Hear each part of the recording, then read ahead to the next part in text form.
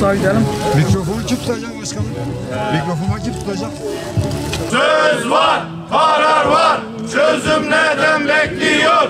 Söz var, karar var, çözüm neden bekliyor? İdari personel hakkını istiyor.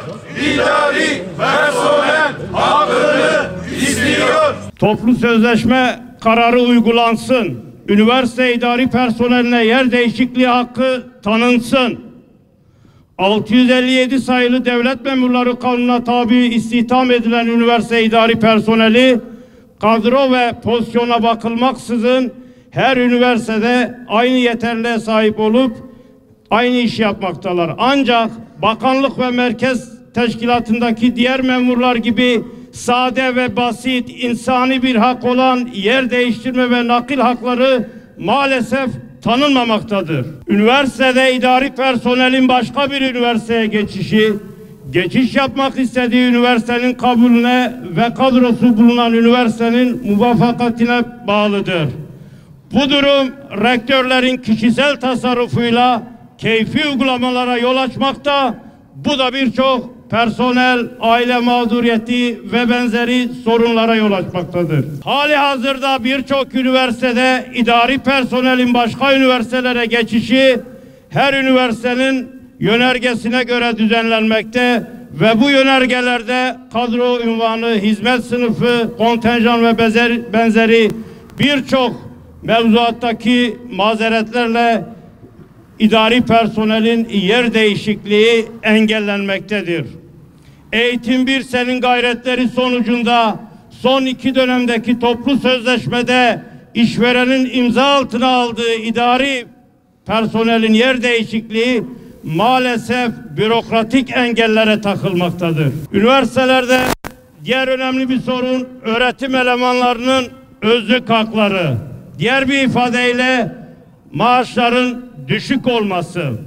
Öğretim elemanları eşit işe eşit ücret uygulamasıyla sağlanan kanun hükmünde kararname ile birçok farklı meslek ve sektörde çalışan kamu görevlisinin maaşlarının iyileştirilmesine rağmen akademik personelin maaş ve ücretleri göreceli olarak düşmüş ve insani yaşayacak şekilde akademik personelin bu anlamda özlük hakları ve maaşının iyileştirilmesi lazım. Üniversitelerdeki akademik başarı, bilimsel düzeyin artması, patent ve benzeri haklar dolayısıyla ücretlerle doğrudan ilişkili. Yine üniversite camiasında ve kamuoyunda çalışma barışının sağlanması, kamu yönetiminde benzer işleri yapanların daha yüksek maaş alması sebebiyle adalet ilkesine olan güvenin ciddi bir ölçüde zedelendiğini görmekteyiz. Akademik personelin maaşları hem kendi içinde hem de diğer meslek gruplarıyla kıyaslandığında